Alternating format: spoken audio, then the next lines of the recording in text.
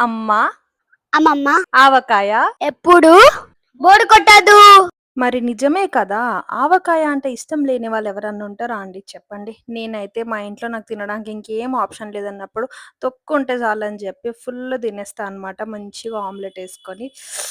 నాకు చాలా ఇష్టం ఆ కాంబినేషన్. సో, ఇప్పుడు మనం ప్రాసెస్‌కొచ్చేద్దాం. సో, మంచిగా ఆవకాయలన్నీ ముక్కలు ముక్కలు కట్ చేపిచ్చేసుకున్నాం గదా! మనం ప్రీవియస్ వీడియోలో.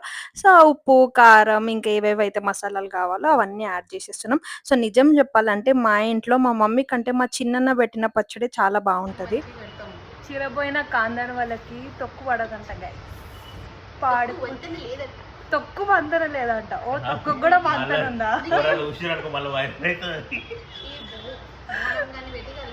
సో మా ఫ్యామిలీలో తొక్కు ఏమో అవుతుందంట, మంచి రాదంట గైస్. అందుకనే ద ప్రో ద లెజెండ్ మా అన్నయ్య వేస్తుండు. కానీ నిజంగా టేస్ట్ చాలా బాగుంటుంది. సో, అదనమాట గైస్ మ్యాటర్. సో, మనం ఎంత మంచిగా చేసుకున్నా కుదరదంట మమ్మీ వాళ్ళు చేస్తే. అందుకని చెప్పి ఎవ్రీ ఇయర్ మా ఇంట్లో ఈ అన్ననే పచ్చడి పెడతాడు. సో, ఈ ఇయర్ కూడా అన్ననే పెట్టేస్తున్నాడు.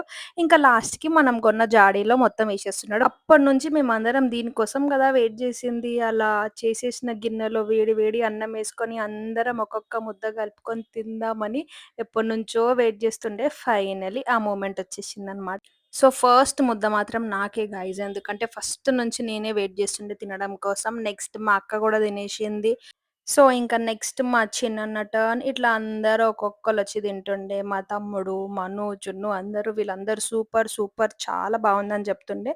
బట్ ఈ పొట్టలోకి కొంచెం కారమైంది కావచ్చు. కారం ఉందని వీళ్ళు చెప్తుండే. బట్ మనకిప్పుడే ఎగ్జాక్ట్ టేస్ట్ తెలీదు గైస్. ఉప్పు, కారం అన్నీ సరిగ్గా పడినాయా లేదా? లాస్ట్‌కి మనకొక 3 డేస్ తర్వాత అర్థమవుతుందంట. సో, ఇదనమాట గైస్ మా ఇంట్లో ఆవకాయ పచ్చడి స్టోరీ. సో, ఇలా జరిగింది. మేమందరం మంచిగా తిని ఎంజాయ్ చేసేసినాం.